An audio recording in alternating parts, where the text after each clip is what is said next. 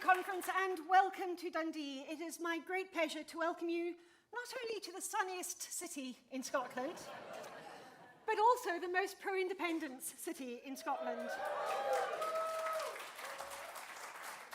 I want to begin by thanking everyone who has made this weekend possible. Marie, our wonderful conference organiser, Pete, other staff members, all the volunteers, and of course, Dundee and Angus Greens. Without you, we would not be here. So thank you. Scotland's City of Discovery has much to offer. Iconic waterfront, cultural and historical attractions, cutting-edge renewable technologies being launched and developed just along the Tay, a vibrant cultural scene and nightlife, which I'm sure many of you will be experiencing later on, after the quiz in Cayley, of course. And of course, the proud tradition of political radicalism, of which the support for the radical vision of independence that many of us helped create less than 10 years ago is now a part. But Dundee is also a city of extreme poverty and inequality. Shamefully, it is the drugs deaths capital of Europe, each life lost being an avoidable tragedy. Our housing stock is often poorly insulated and in a bad state of repair. Our public transport leaves so much to be desired. The Dundee and Angus branch are currently working on a bus campaign. Do speak to local members to find out more. And do read the opening pages of the conference programme for other things to do while you're here.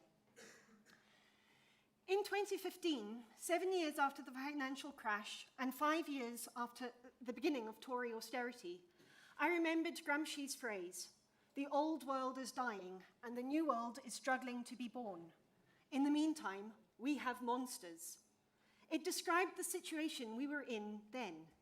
The next 7 years saw the monsters of tragedy, the anti-immigrant hard-right Brexit, Trump, a woman murdered by a man shouting Britain first, and Boris Johnson. Now, our monsters, Truss cosplaying Thatcher over the summer, are farce. In 2014, we were told that we were too small, too poor, and too stupid to be independent. Truss seems determined to create a UK that is itself too small-minded, too poor, and too stupid to be independent. And we are told that there is no alternative to their detestable ideology of tax cuts for the rich and service cuts for the rest of us. But I want to say that there is an alternative, and in Dundee, communities, workers, and activists are showing just how we can create that different world. The Dundee West End Community Fridge feeds people every day, saving tons of food waste and destigmatising the use of free food. The community wardrobe reuses, repairs and shares clothing and household items, saving carbon and reducing landfill. St Salvador's food cupboard provides food parcels and a warm space for a cuppa and blether, building community. The Campy growers are turning unproductive ground into food and nature havens. And of course, the Dundee and Angus Greens, who came so close to electing the wonderful Tanya Jones as Dundee's first Green Councillor in May.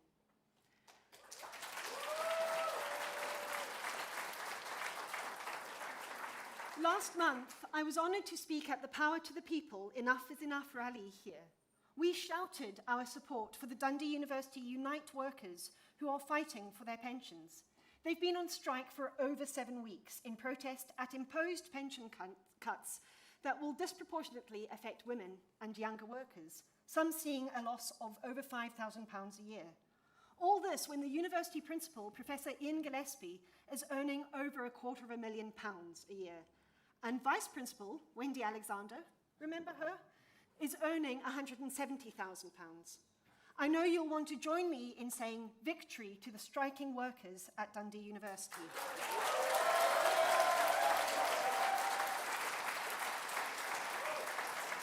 And we are seeing workers and communities across Scotland come together to support each other, campaign for change, and be the alternative to Tory dystopia. The railway workers and postal workers on strike. Again, join me in saying victory to the CWU, victory to the RMT.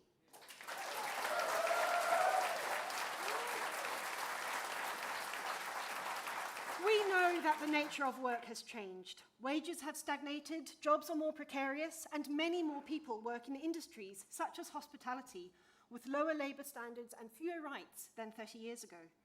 I thank Unite Hospitality for their tireless campaigning to secure jobs here in Dundee and across Scotland. You will all be familiar, I'm sure, with their Get Me Home Safely campaign too, to ensure employers take their workers' safety seriously and provide free transport home for those in the nighttime trade. We'll be discussing a conference motion on this tomorrow, and I do hope you'll join me in supporting it. These campaigns are so important, and I'm delighted to say that if tomorrow's motion passes, working with Unite Hospitality, I hope to bring forward a members' bill in the Scottish Parliament to deliver the legislative changes required to make free public transport home.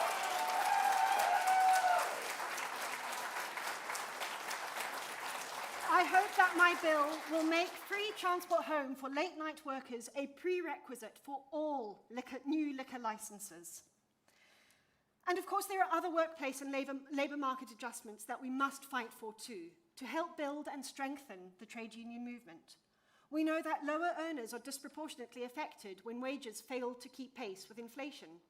And we know that flat rate wage increases benefit high earners more.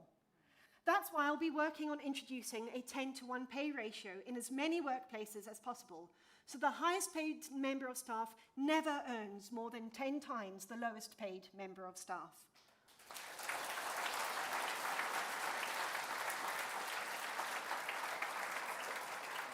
And Professor Ian Gillespie, if you're listening, if you want to keep your £250,000 a year salary, that means the lowest paid member of Dundee University should be on at least £25,000 a year, with a pension scheme to match.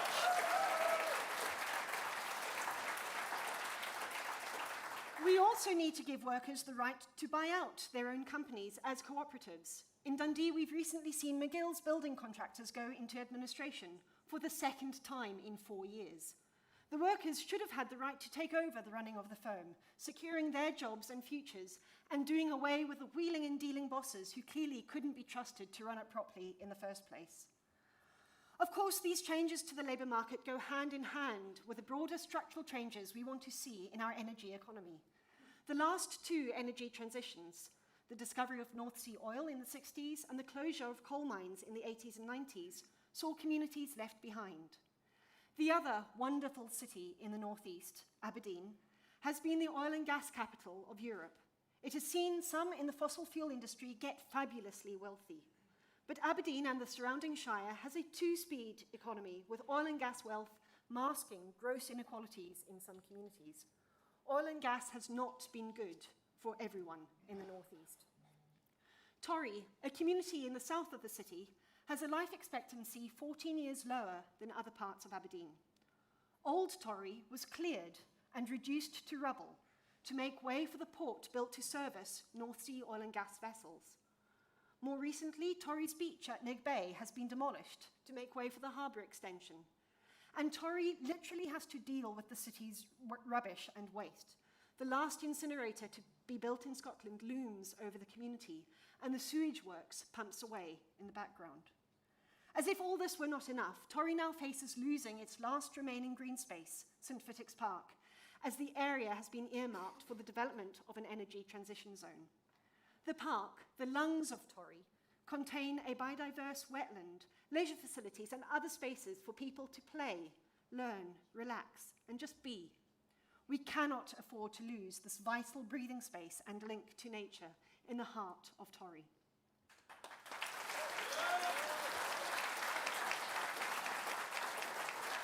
And it's not that we don't want energy transition, we definitely do, but it has to be just. Losing St Fittick's is not justice.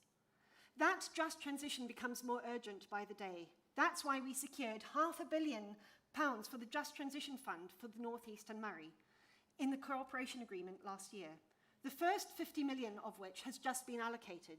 And I'm thrilled to see successful projects I've worked hard to support, like the Campaign for North East Rail's plans to reconnect Peterhead and Fraserburgh to the rail network.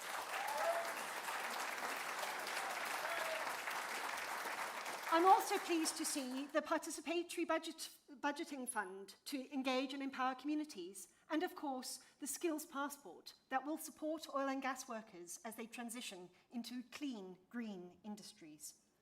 We still have work to do to ensure this fund really does deliver the structural and systemic change we need across energy, housing, community resilience, and so much more.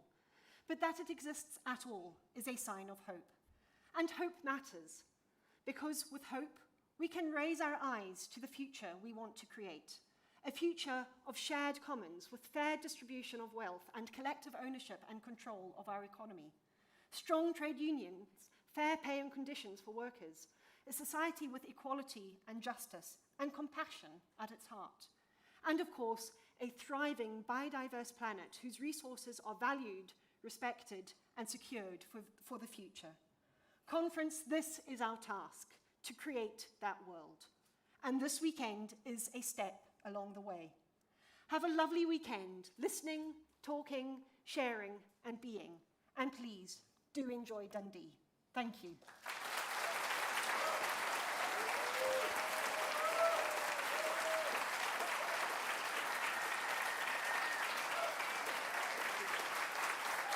It now gives...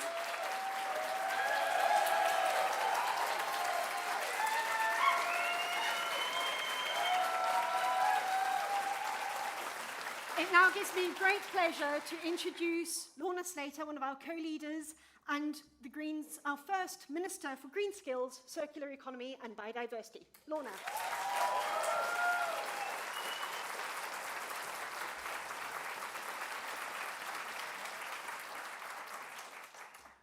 Thank you, Maggie, and thank you, Conference. From driving a just transition for her region to the campaign for Northeast Rail, her vital work on refugee rights and trans healthcare, the Northeast could not have a stronger and more tenacious voice than our Maggie Chapman.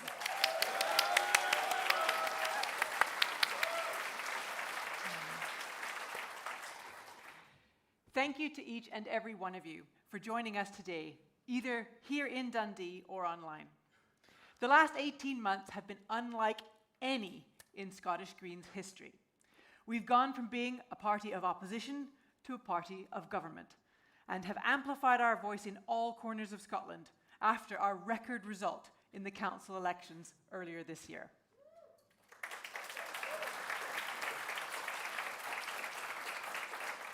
This could not have happened at a more critical moment. Conference, this is a pivotal time for Scotland and our planet. Last year, the Intergovernmental Panel on Climate Change warned that humanity faced a code red. Since then, we have seen what that means.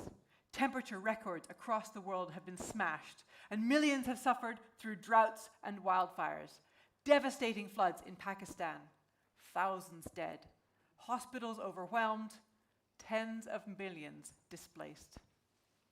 This is the new normal. This is the grim reality of the climate crisis, which is already upon us. And that's why we need an emergency response, a just transition away from fossil fuels. That is what Scottish Greens in government are doing. This week, we announced the first tranche of the £500 million Just Transition Fund for the North East and Moray, vital funds that will help create green jobs and support communities in their journey to net zero. We are investing in active travel and public transport with record funding for walking, wheeling, and cycling infrastructure, a local bus fund, and £5 billion to decarbonise our railways. We are delivering record funding, record investment in recycling, and I am taking forward the Circular Economy Bill, which includes a ban on the destruction of unsold goods. We have established the groundbreaking £60 million Nature Restoration Fund, supporting projects all over Scotland, restoring our natural environment, investing in our rural communities. And we've reintroduced beavers.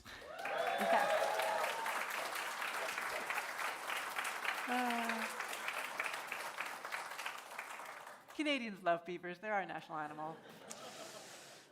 We have confirmed that the Scottish Government will no longer support new incinerators. Yeah. With the best will in the world, we could not have done this from the backbenches. These are changes that can only be made by Greens in government. With Scottish Greens in government, we can do far more to turn words into reality. Long-standing Green policies turned into action. We are building a greener Scotland.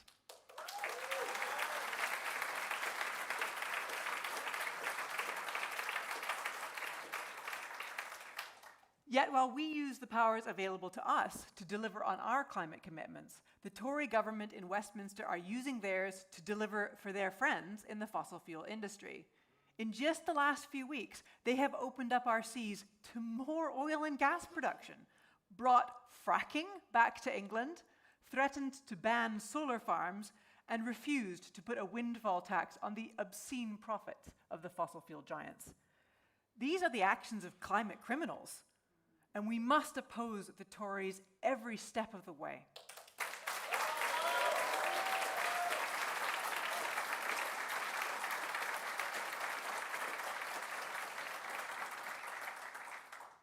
A transition is not just about moving towards something. It's also about moving away from something.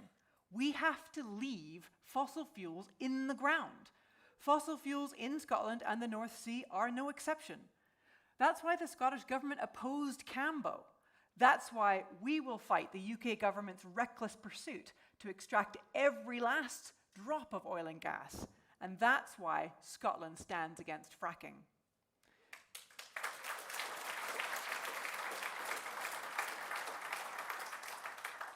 Conference, it's our responsibility as Greens to ensure the just transition is a real transition, an urgent transition away from climate-destroying fossil fuels.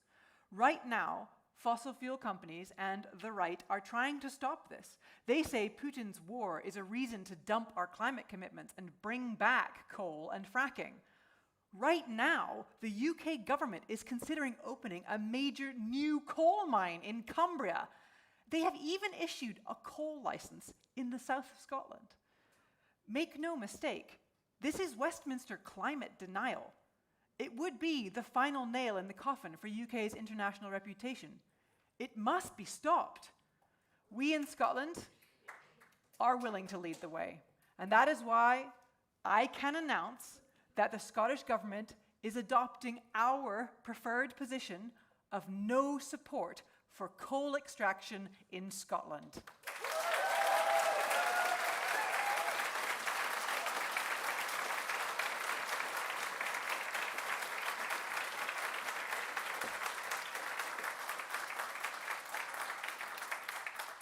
Scotland, the country that helped bring the coal-fired industrial revolution to the world, has drawn a line.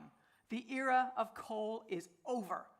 And I'm calling on the UK government to follow us, to make the right call for once and ban coal extraction for good.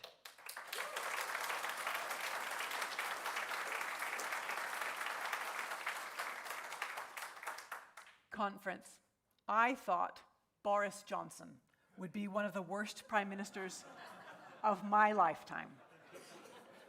It turns out he wasn't even the worst prime minister this year.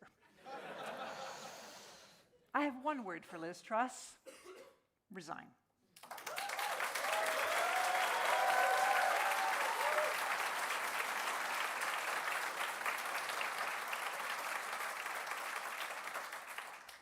Despite the chaos, Scotland has no say. We didn't vote for Brexit. We didn't vote for Boris Johnson. We didn't vote for Liz Truss or her catastrophic mini-budget. We didn't vote for runaway inflation or skyrocketing interest rates. And we certainly didn't vote for cuts to benefits or tax cuts for millionaires. Labour and the Tories tell us that Scotland already has all the power it needs. But even the limited powers we have are now being eroded by a Westminster government that we didn't vote for.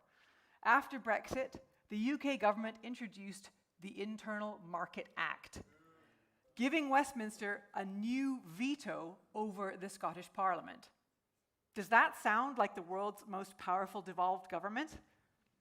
We can do so much better than this.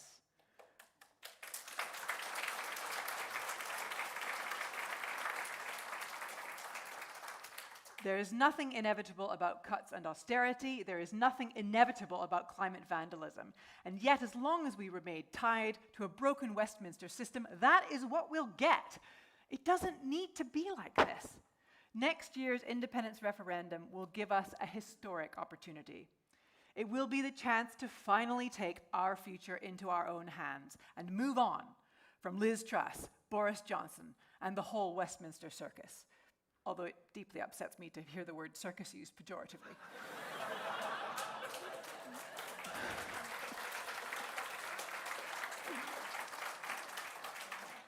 All the circus professionals I know are really disciplined experts. But I don't just support independence as a way to get rid of Tory governments. I support it because it will give us the best possible chance to build a fairer, greener, and better future.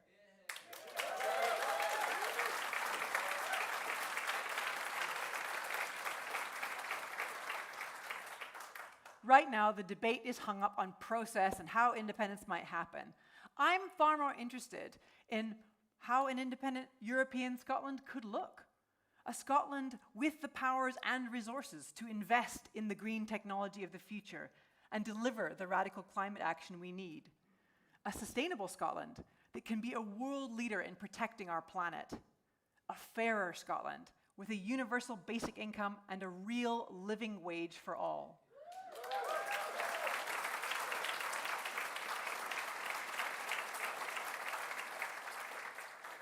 A diverse Scotland that stands with marginalised communities and is at the forefront of equality. A Scotland that stands up for LGBTQ+ rights. A Scotland that proudly says trans rights and non-binary rights are human rights.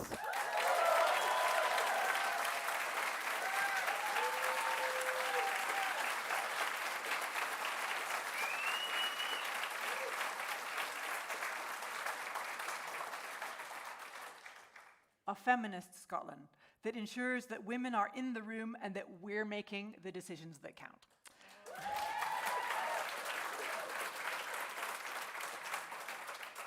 A happier Scotland with a 4-day working week and well-being at the heart of our economy. It's a long list, gang. Here. I've got quite a long list here, gang. This is great. I love this positive vision for the future. A democratic Scotland where the power is in the hands of people and our communities. A Republican Scotland where the people are truly sovereign.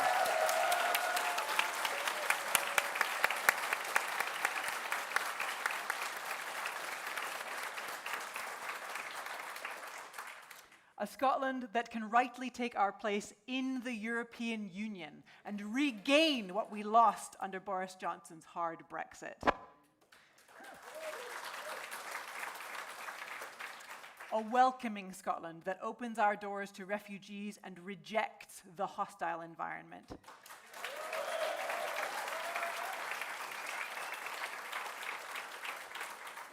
A Scotland that will stop arming human rights abusers around the world and finally remove the moral abomination of nuclear weapons from our shores.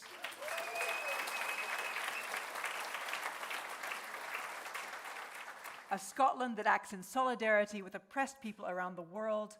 A Scotland that stands with Ukraine.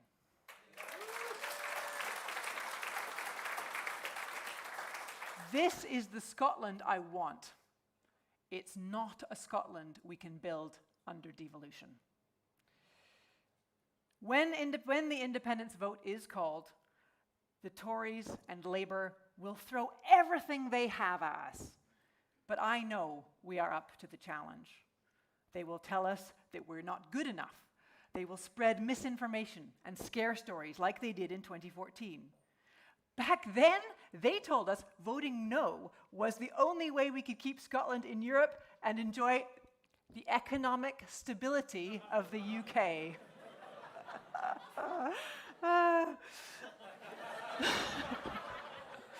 They told us that the idea of Boris Johnson as Prime Minister was preposterous. I mean, it was preposterous, but they told us that we would be better together.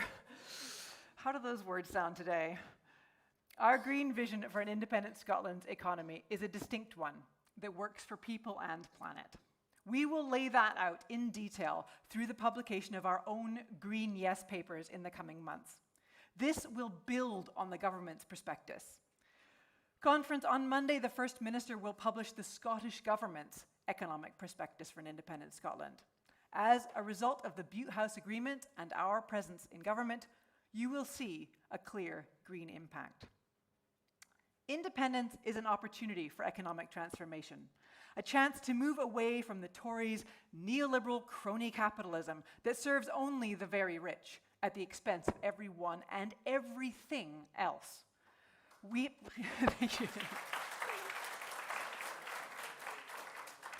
have worked to ensure that tackling the climate crisis is central to the Scottish Government's plans for our economy and public finances, and to ensure that prospectus clearly offers Scotland's workers a new deal. The pandemic underlined just how badly the UK's economic system is failing workers. An independent Scotland will be different. With full powers over employment law, the Scottish Government will not only move immediately to repeal the Tories' 2016 Anti-Trade Union Act, we will expand workers' rights further. We will work to significantly expand collective bargaining throughout the economy because we know that the single greatest way to raise wages and improve conditions is through an organized workforce capable of demanding what they rightly deserve.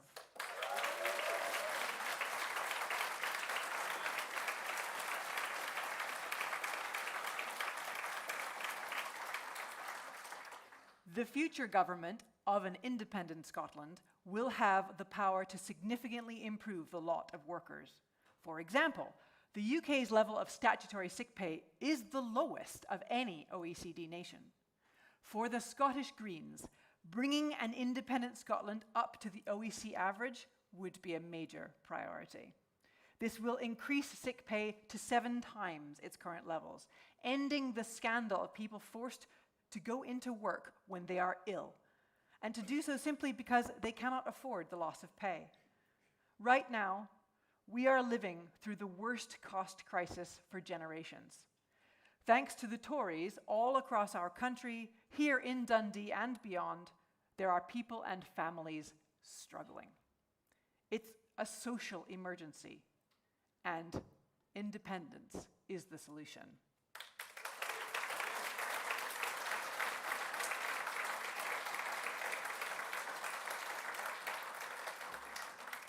Conference, this is the first time that we have gathered since May's local elections, so I want to use this opportunity to thank everyone who stood as a Green candidate and every one of you who campaigned. Together, we delivered record numbers of Green votes, a record number of Scottish Green councillors elected, 35 councillors in 13 local authorities.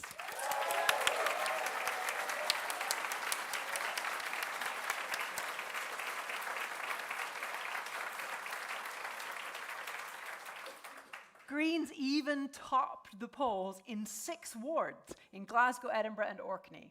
What a moment it was to see Councillor Holly Bruce come out top in Langside. That was amazing.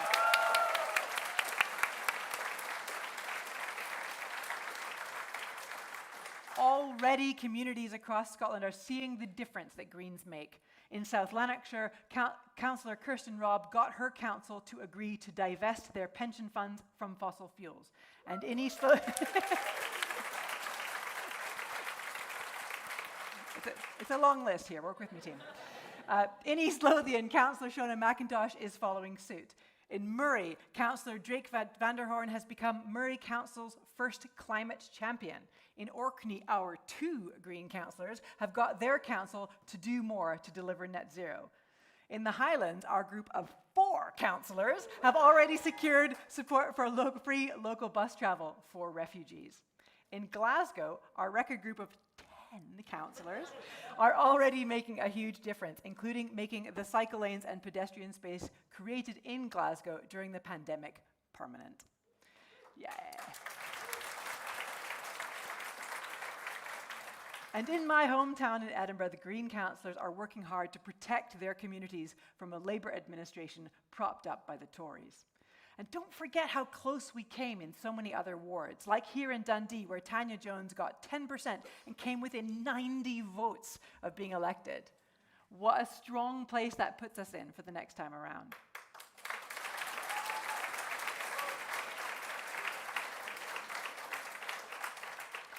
When I look around this room today, I don't just see the many people who have built our party. I also see its future. And I am so proud. Conference, there is no doubt we have a big challenge ahead of us. But we have faced big challenges before. When we went into the Holyrood election last year and the council elections in May, none of you looked at the results of the past and gave up. You did what Scottish Greens do best. You got stuck in, and you built the movement from the ground up. That's how Brian Quinn won in Clackmannanshire. That is how Lana Reid McConnell won in Glasgow. That's how we achieved record results in Holyrood and in communities across our country. It's how our party was built and why we are in a position to turn our green vision into reality. Independence won't just be won in Holyrood. It will be won by each and every single one of us. It will be won when we knock on doors. It will be won when we have conversations with our friends. It will be won when we reach out to our communities and the people around us. That is how Scottish Greens have secured change in the past, and that is how we will do it again. That is how we will build the fairer, greener, and independent Scotland that I know we can be. Thank you, Conference. Thank you for joining us today. And thank you for everything you are doing to build our party and our movement.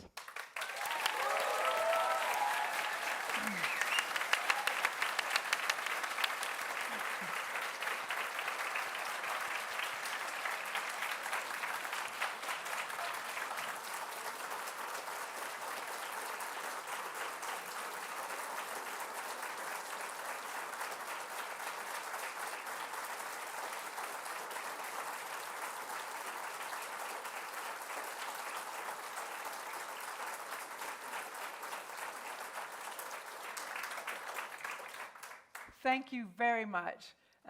This is very sweet of you. Next up, I would like to welcome my fellow co-leader, my ministerial colleague, and the lovely guy I share my office with, the first Green Minister to bring a government bill anywhere in the UK, champion and protector of tenants' rights in Scotland, Patrick Harvey.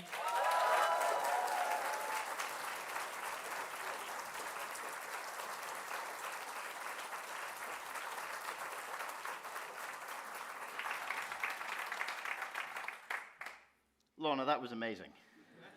You've given me a tough job, a tough act to follow.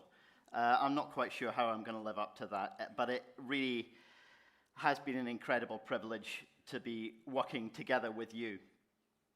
As government ministers and as co-leaders, I couldn't have asked for someone better to work with to deliver that much fabled thing, strong and stable government.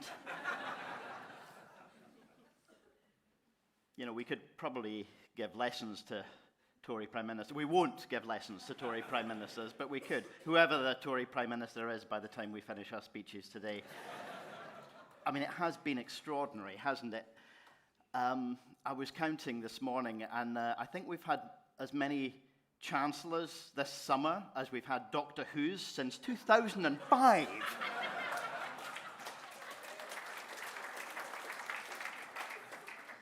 But it's, you know, it's easy to laugh at the Tories. Very, very easy to laugh at the Tories. But these people are dangerous.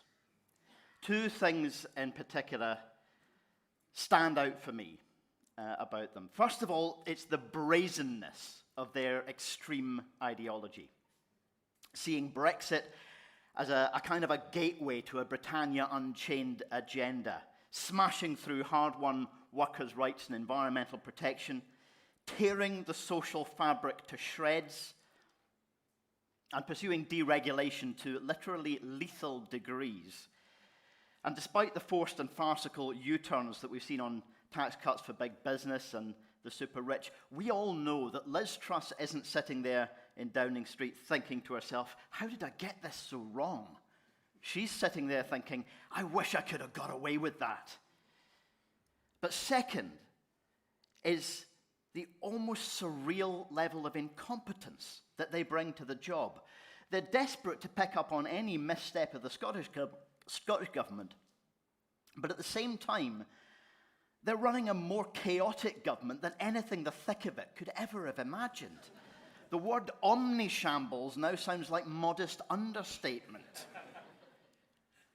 But in both these respects, the cruelty and the chaos, they march in step with the rise of the authoritarian, populist, and anti-democratic right more generally. From Trump to Bolsonaro and more, the world has seen right-wing movements which gleefully advertise their own ignorance while doubling down on their hostility to even the most basic human decency. But the world has also seen, and may see again later this month in Brazil, these people can and do lose. To listen to much of the UK media over recent years, it might have seemed that their rise was inevitable, and there are even progressive voices in the world who seem to despair, who treat the rightward drift and all that it threatens as though it is a political law of nature. It is not. I've said before that hope can be hard work these days, and that remains the case. But the Greens here in Scotland and around the world say this is not inevitable, that genuinely democratic politics is capable not only of progress to a more just, sustainable, and peaceful world, but that it can also restore the trust that right-wing populism seeks to undermine. Scotland's politics cannot claim to be perfect, but we do decisively seek to stand against this toxic trend in modern politics. And colleagues, that's why we in the Scottish Greens should be proud of the role we're playing in government.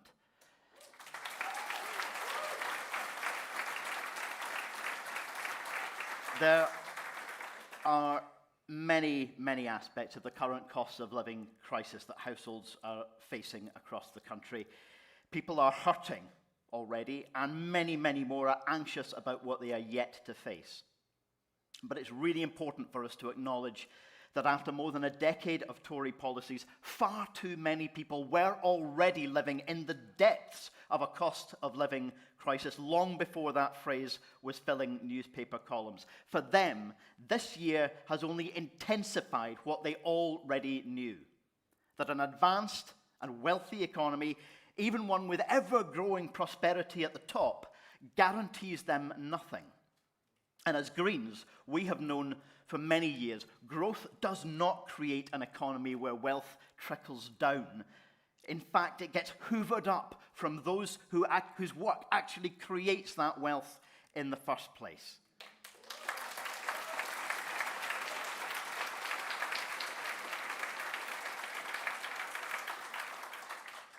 But it's undeniable that the cracks in our economic system have been widened enormously by three of the latest hammer blows. First came the self-inflicted harm of Brexit. Well, self-inflicted at UK level, at any rate, but imposed on Scotland without the consent of our people. And then the terrifying return of war to our continent, Russia's indefensible invasion of Ukraine. And let us once again restate our respect for the extraordinary stand of the Ukrainian people and our commitment to support them.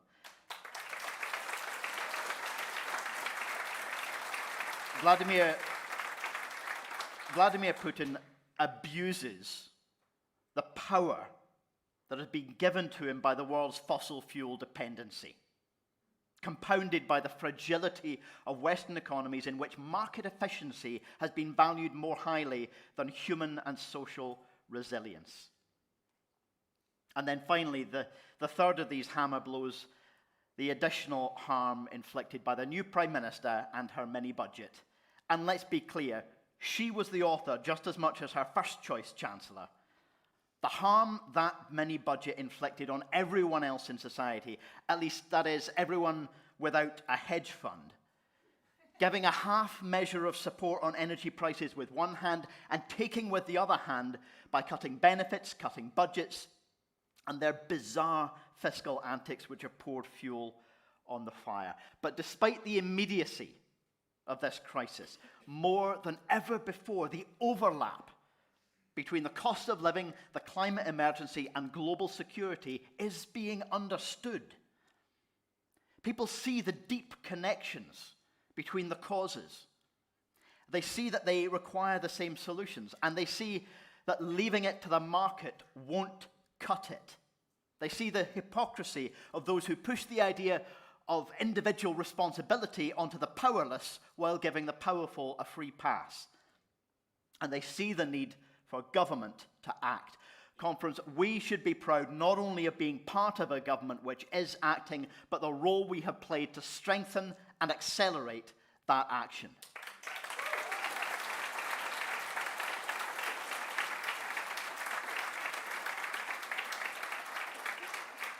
And shifting away from fossil fuels, of course, is central to that. Not only, as Lorna so rightly said, the production of fossil fuels, but our use of it as well. In government, I'm leading on zero carbon buildings. And early in that role, I published the Heat and Building Strategy.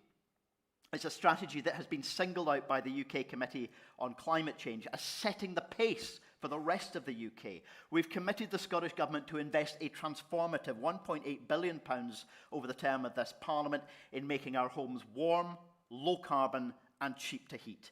We'll end the installation of new fossil fuel boilers by 2024, and the £300 million Heat Networks Fund that I announced earlier this year, as well as additional investment in green heat for social housing, will maximise the creation of district, communal, and publicly owned heat systems. Scotland's local authorities, social landlords, and community bodies can play a critical role in building and owning the energy infrastructure that we need for the 21st century, operating it in the public interest. This is a long-term task, but it's not one that we put off till later. We're already underway, and we're also investing in the direct support that people need right now to cut their bills, with grants and loans and extra capacity for the critically important frontline advice services.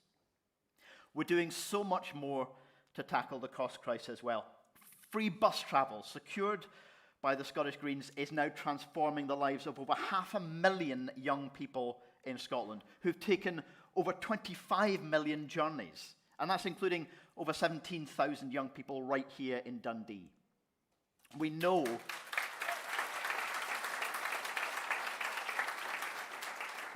that making public transport free is the right thing to do if we're to change behaviour and reduce transport's impact on the climate crisis. But as the cost crisis bites, it also proves it's the right thing to do if we want to build a fairer Scotland where everyone can access work, education and leisure no matter where they live. And my colleague Mark Ruskell is now leading the calls to ensure that people seeking asylum in Scotland are also entitled to free bus travel too, because the most marginalised people among us must not be overlooked as we tackle that cost of living crisis. It affects us all. More needs to be done as well to make our rail network more affordable as well. But I'm delighted that since our conference back in March, we finally brought ScotRail back into public ownership, and soon we'll have the chance to nationalise the Caledonian Sleeper service too.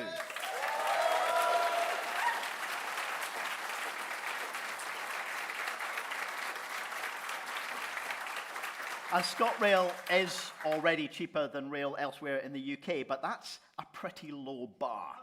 So with our Fair Fares review, we're keen to make daily travel by train more affordable during this cost of living crisis, and ensuring that our rail network is there to deliver low carbon, accessible travel, not profits for private companies.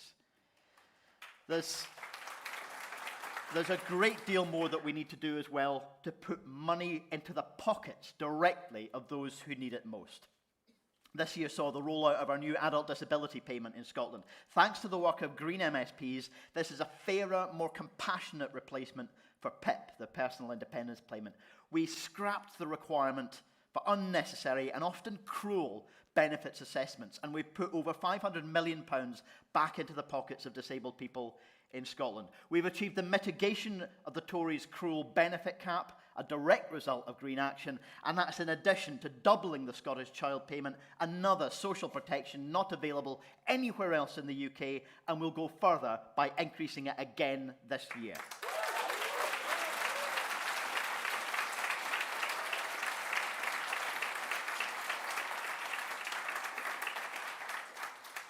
One of the most important commitments that we made on entering government was the promise of a new deal for tenants.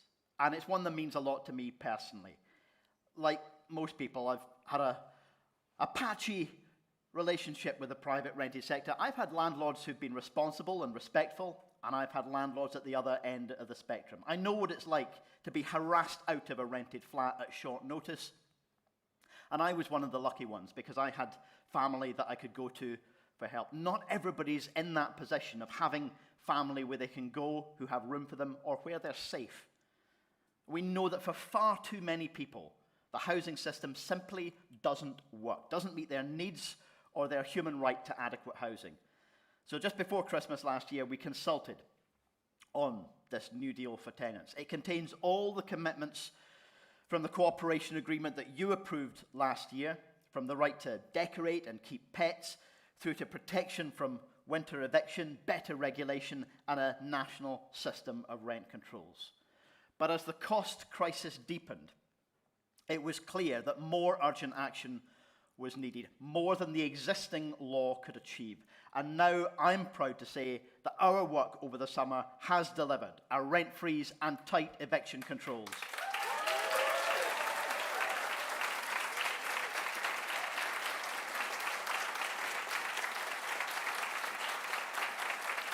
We've been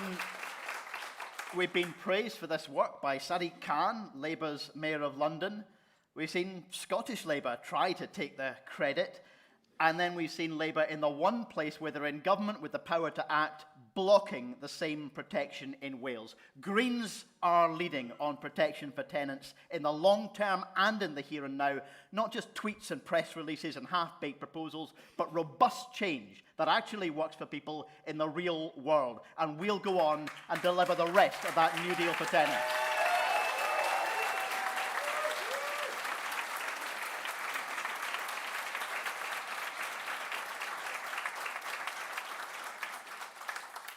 As Greens in government, do you know, I still get a little tingle when I use that phrase. Yeah, I've been in the Scottish Parliament a while now. I've seen majority, minority, and coalition governments, and I'm thrilled that we now are in the position of taking the Greens into government and making speeches like Lorna's earlier today, announcing major change in Scotland. I'm going off script now, but I really...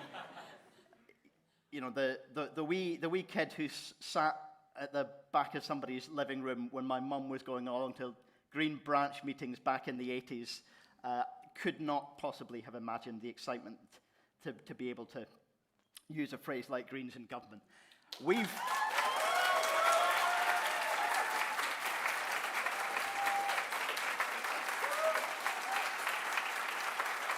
As Greens in government, we've thrown ourselves into using every power and every last penny available to us to tackle the climate emergency, to support people through the cost of living crisis, and to make Scotland a fairer place to live.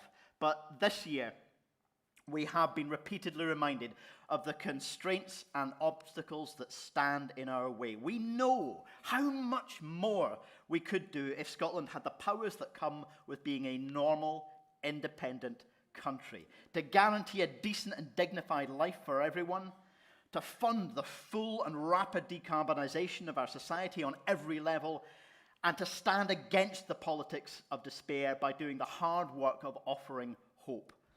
Taking control of our borders, not to shut them down and turn people away, but to build a welcoming and inclusive Scotland that plays its full role in the international community.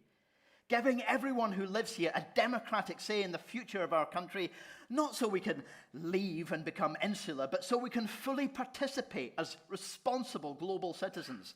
This moment in history is a stark reminder that the climate crisis is a humanitarian crisis too. This crisis demands compassionate politics at a European and a global level, something that Greens in government around the world are leading on. But just as we were trying to create a welcoming Scotland where people literally opened their doors and their homes to those seeking refuge, we ran up against the hostile environment created by the UK's Home Office. And make no mistake, this cruel and racist environment will not change regardless of who occupies number 10. The Tories and Labour are locked in a race to the bottom in their Farage-inspired post-Brexit fantasy. We've got a Home Secretary who describes putting vulnerable asylum seekers on a plane to Rwanda as her dream and her obsession. And Labour's response? Shadow Chancellor Rachel Reeves urging the Tories to get a grip and claiming that a lack of deportations is 12 years of Tory failure. Now, of course, everyone in this room, and millions more like us, want to see the back of this Tory government.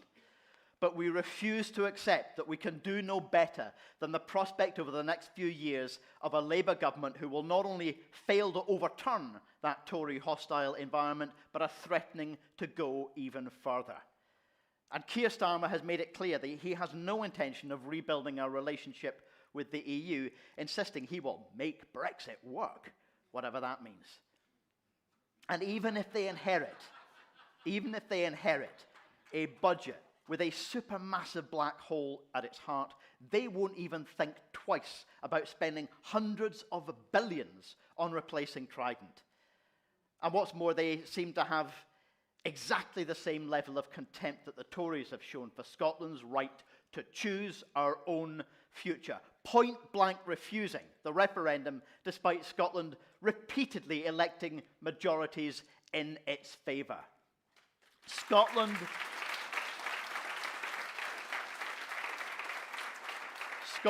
did not vote for Brexit. It did not vote for hostile immigration policies. It did not vote for Trident in our waters, but that is what we're set to get, whether the winners of the next Westminster election wear blue or red. And that's why we must have the right to choose a different path. So, conference, this weekend, let us, as the Scottish Green Party, recommit ourselves to our vision of independence that works for people and planet.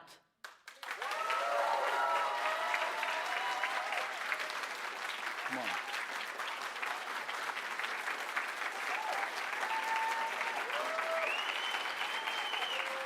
Okay.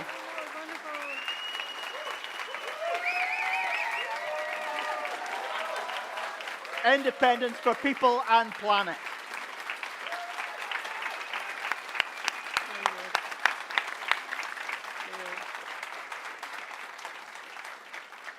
Now, just a tiny final word from me. This bold green vision is needed everywhere. And as we look forward to giving the rest of the UK its independence from Scotland, this bold vision is going to be needed down south as well. The Green Party of England and Wales has got a task and a half on its hands to do that against the rigged and unfair system of first past the post. But as we also know, they've got an internal fight on their hands too, to make sure that their party holds true to the inclusive and progressive values which Green parties around the world aspire to. In these days when so-called culture wars issues like transphobia threaten to take us back to the prejudice that I remember from the 80s and 90s.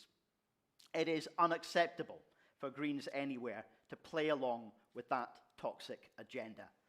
So,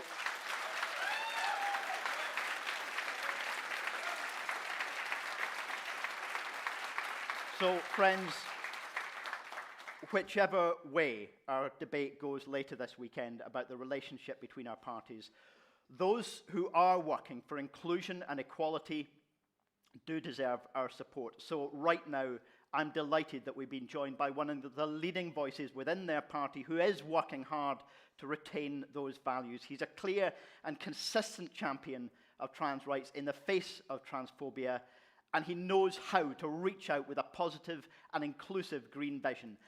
Their newly elected deputy leader, Zach Polanski. Please join me in giving him a very warm welcome to the stage.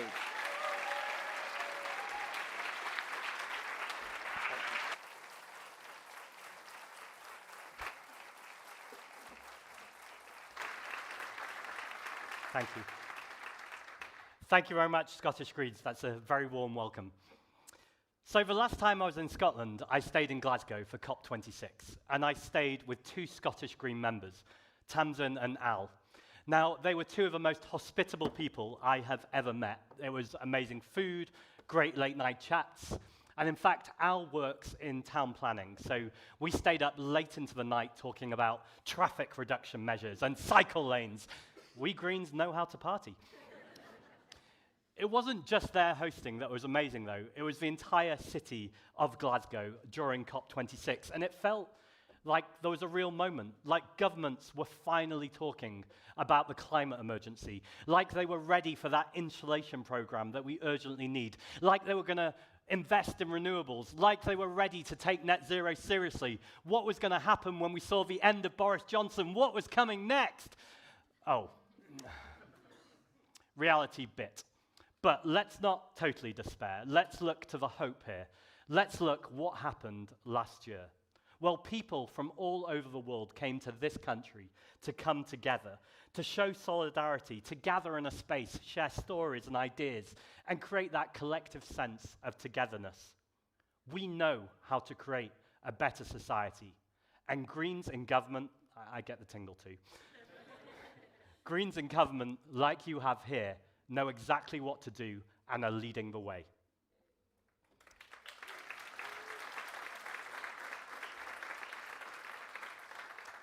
Now, a special memory of COP for me was actually the train journey there, where I met two women, total strangers, and we had a long conversation in that train journey, and it covered everything from the climate emergency to the loss of soil to Eurovision. Actually, less said about that here, the better for now. Too soon. Too soon. I'll take that. Anyway, you know you're in interesting company when one of these women whipped out a book that she'd just written, which was a scientist's manifesto about soil loss. We had lots to talk about. So I invited her to a panel that I was on that evening in Glasgow, which was being hosted by the brilliant Glasgow councillor, Kim Long. Thought I might get a cheer, just saying Kim's name. Our fellow panellists were previous Deputy Leader, the brilliant Amelia Womack in England and Wales, European Green MEP Alice Bankunka, and none other than Patrick Harvey, who I'm presuming doesn't need a reintroduction here, but thank you very much for those very kind words, Patrick. So, we're in a queer cooperative workers' bar called Bonjour. That's right, I said... Yes, I said queer cooperative workers' bar. This speech will not get much more green. Now, suddenly I look up, and these two women from the train have joined to be in the audience, and they are loving this discussion and the panel, and this discussion of our green values. What I don't think they were expecting was, after this erudite political discussion, if I do say so myself, it then descended, or ascended, in the same bar to climate karaoke. This is where every song is based on the environment, and I still don't blame it on the weatherman. Sorry. That was awful, but I'm not going to burst into It's Raining Men either. Joking aside, this is a huge part of what conferences are all about.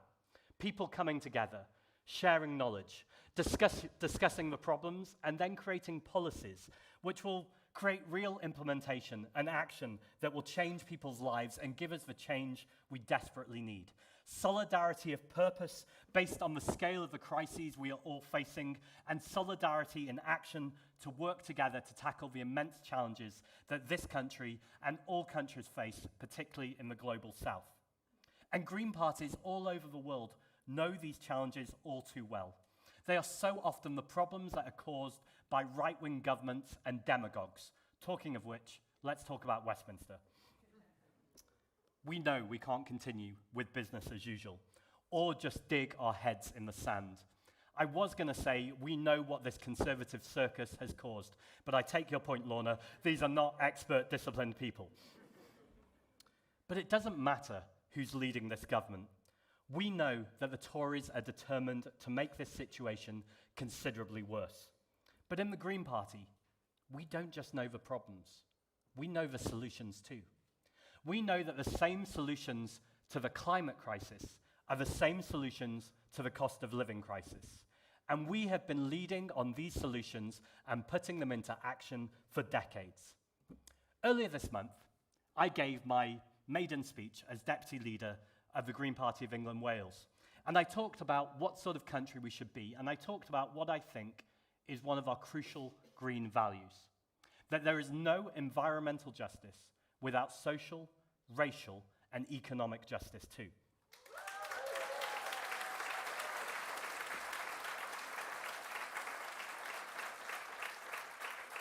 And we know that the climate emergency and the inequality crisis are global problems that require global solutions. We also know, though, that within that big international picture, it's hugely important that people should be able to have a say in who governs them at their most local level. Now, thank you. I don't believe it's for me to stand here and decide for the Scottish people what the future of their country should be, and good luck if I try to do that from this podium right now. But it is entirely my role in an act of solidarity with you to say this to the Conservative Party and the Labour Party. You can't govern as if you're keeping people locked up with no say. You can't demand that an entire country's voice should be silenced. Scottish Greens will not be silenced, Scottish people will not be silenced, and we will always stand by your right to self-determination.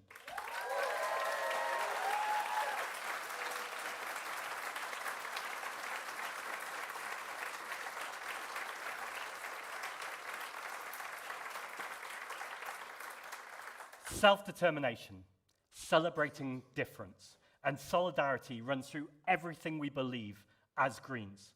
I've spoken about my pride of being elected as the first Jewish and gay deputy leader in our history, but some people online said to me, why is that important? Well, it's a fair question, but I think there's an even fairer response. Because diversity is important. Representation is important. And Greens will always champion communities. And of course, I have the back of the gay community and the Jewish community, but we know as Greens we will stand with all marginalized communities, whether that be disabled people, refugees, and of course the trans community. I'll say it once and I'll say it every time, there is no LGB without the T.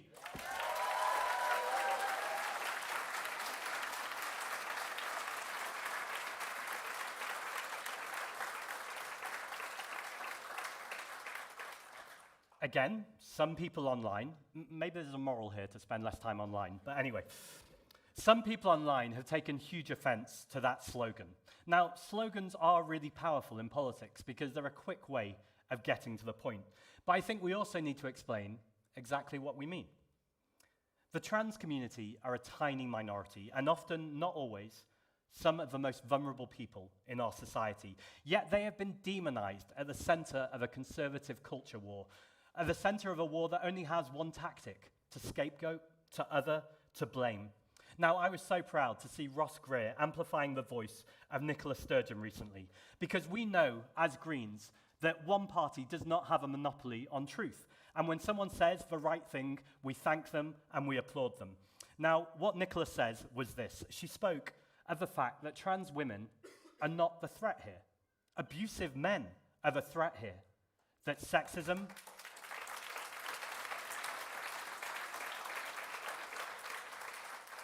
that sexism, misogyny, and sexual violence are threats in our society that must be challenged. And she's absolutely right. Conference, it's important to say to all parties that all this time spent debating convoluted arguments about whether a man pretending to be a trans woman to gain access in a bathroom to order to commit violence against a cis woman, which, by the way, is already a crime in our society, is time that is not spent tackling the real systemic injustices in society.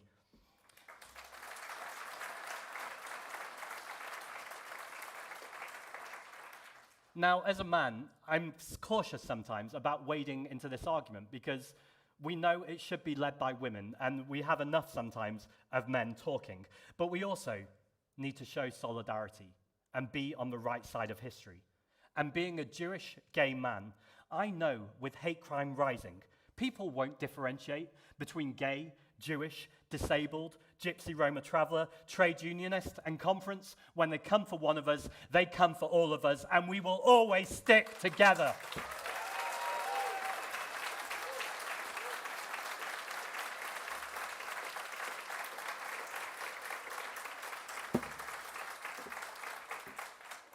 trans rights are human rights. And we know that as Roe versus Wade in the USA is being disabled by extremists or dismantled, women's rights are human rights too. These things are not in opposition, and nor does it erase anyone's space to be gay or lesbian. None of us are free until we are all free. We must always support all marginalized people and provide protection when asked for, side by side, in solidarity.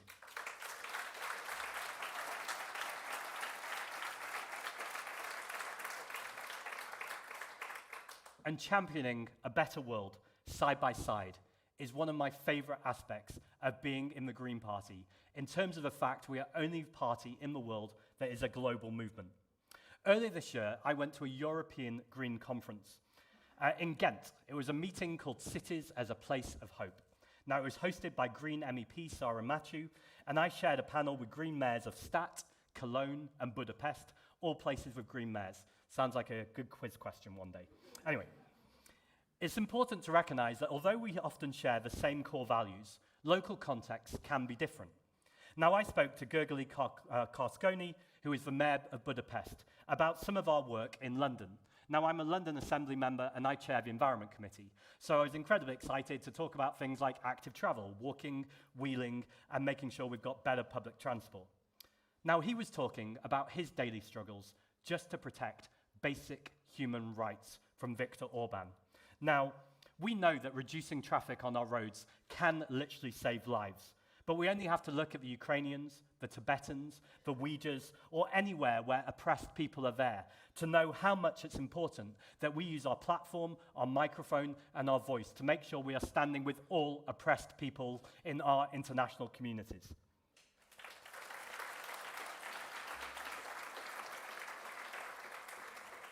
And it's a demonstration that the protection of our democratic structures and the way in which people engage with democracy, we need to make sure that those people who feel unseen or unheard have that voice.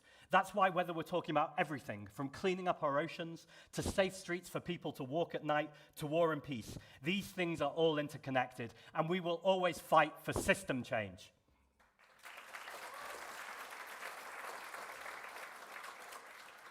Now, at the end of our recent conference down south in Harrogate, it was closed by Harriet and Dorothy from the Green Party of Uganda. They spoke of the need to engage with communities, and they echoed my call for social, economic, and racial justice.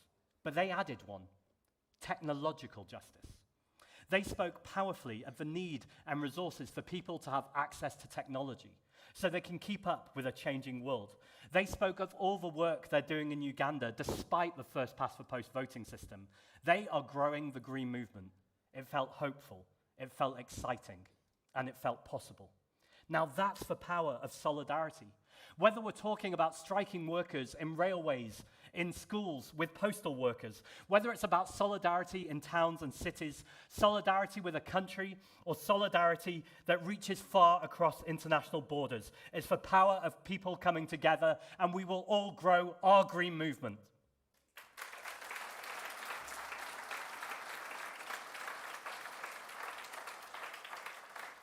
Now, in England and Wales, I'm proud that this month at our conference, we voted for much stronger consequences for those who commit eco-crimes. We voted for a strong signal of support to drag queen Storytime, and we passed a motion to support a minimum wage of at least £15 an hour.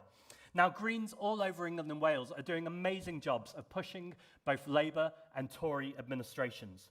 But in London, for instance, it took nearly 3 years of constant pressure from my amazing London Assembly colleague Sean Berry to push Mayor Sadiq Khan to even start talking about rent controls. Now, he is still failing to do work with other mayors to campaign as fiercely as a Green mayor will in the future. So, we think it's time to cut out the middleman. And what the Scottish Greens are achieving by being in power shows that all the objections and obstacles to rent controls can be overcome. This will make a tangible difference for millions of people's lives. It demonstrates the difference elected Greens make in a room, not just making the right arguments, but implementing them too, and we are so proud.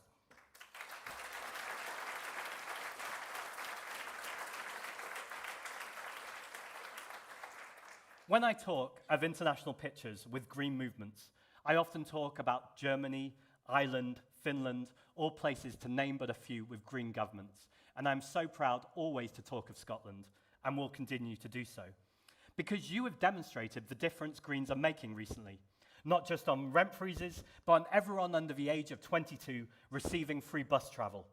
A £1.8 billion fund to decarbonise homes, and banning new incinerator approvals, crucial to clean up toxic air and to defend everyone's human right to breathe clean air. It was the people, both in this hall, watching online, that got stuck in, got involved, and contributed their part to getting more Greens elected. Your MSP's successes are achievements we can celebrate all across the Green movement, demonstrating the differences we can all be proud of that elected Greens are making. Now, I know that you're proud too, so please, get talking to even more people on trains. Not just about soil, although that is pretty essential for the existence of the planet, but I'm talking about everything. So engage with friends, family, colleagues who might not normally engage in politics. We know, after 12 years of this Tory government, people are really feeling it. The ideologically driven and failed trickle-down economics. The idea of champagne at the top and sewage for the rest of us. We all say no more, and you will continue to challenge that. We know that when we gather together and work collectively, we can create a genuinely brighter future that includes those in society who have been left out, and it challenges seemingly immovable barriers that have been in place for decades. So let's all take this responsibility. Just imagine a politics full of authenticity, compassion, and care. And I'm not just talking about your MSPs or the councillors. I'm talking about every single person in this green movement that can lead the way by engaging with these issues, by demonstrating our green values and co-designing our greener society. We know that wherever you are in the world, a green politics that is about fairness and equality, that's inclusive and progressive, that protects people and planet, is a politics that people will get behind. It's a politics that looks out for your children and your grandchildren. It's a politics that stands up for minorities, no matter how small, that amplifies their voice to make sure it's more strong and effective than ever before. It's a politics that says there's no environmental justice without social, racial, economic, or technological justice too. I look forward to traveling with you along the way. Be excellent to each other. Conference, thank you.